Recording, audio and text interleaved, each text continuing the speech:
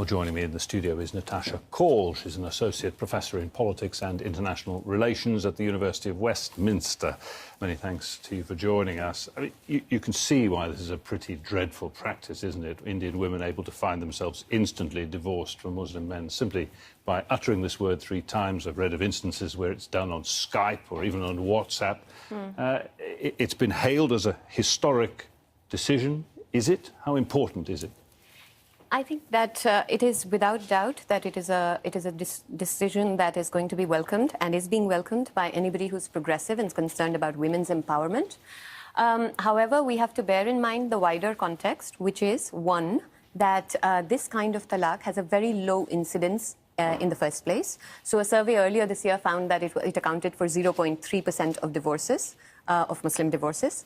But more importantly is the wider context within which this declaring of it as unconstitutional is happening, which is a selective targeting of the regressive practices of Indian minorities in an environment where right-wing majoritarian Hindutva is ever gaining ground.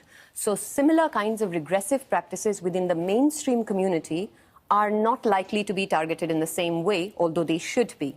So there are several other practices in other religions, including in Hinduism, where the women have to be given away at marriage by men, they cannot light the funeral pyres, and so on and so forth. So one would hope that this would be applied across the board, this kind of move towards women's empowerment and equality and removing of obstacles, rather than being used to create an Islam versus gender binary and paint a particular minority religion is regressive. It's part of this sort of clash between the judiciary and religions in the country. Yes. My understanding is that Prime Minister Modi wants a sort of commonly codified law, bringing all these practices under one law. Is he going to succeed, or by what you're saying, it doesn't sound like that is really what it's about? Well, part of, you see, the Uniform Civil Code, which is the idea that everybody would be treated in the same way, should be a uniform civil code. However, there are worries at the moment that it might turn out to be a uniform Hindu civil code. There's a long tradition in India of using religion as a way of gaining electoral advantage, so communalizing issues in politics. In the 1980s, there was a famous case called Shah Bano case, where when the then Prime Minister Rajiv Gandhi, under that government, a progressive judgment that allowed an elderly Muslim woman to claim alimony from her ex-husband was overturned in order to what was called appease the minorities. And now a similar kind of use of the judiciary and of the political domain is being made to consolidate a Hindu majority agenda.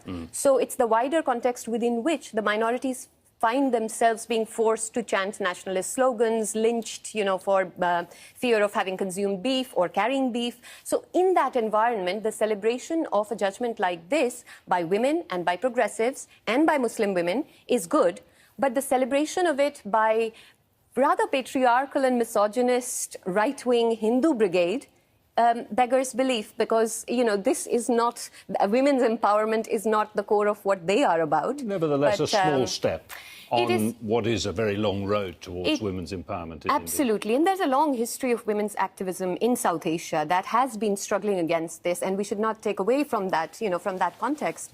And I hope that, for the diaspora as well, these kinds of issues would be taken more seriously. The UK government this year earlier launched a consultation on outlawing caste discrimination explicitly. And that is a move that is being opposed by members of the Hindu community in the UK by saying that this is an interference with our culture.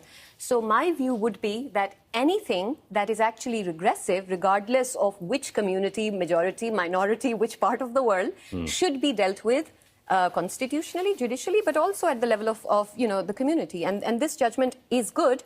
But I think that one would hope that this paves the way for the targeting of regressive practices in all religions, and that it is certainly something that is worthy of being celebrated by progressives in general, and women in particular.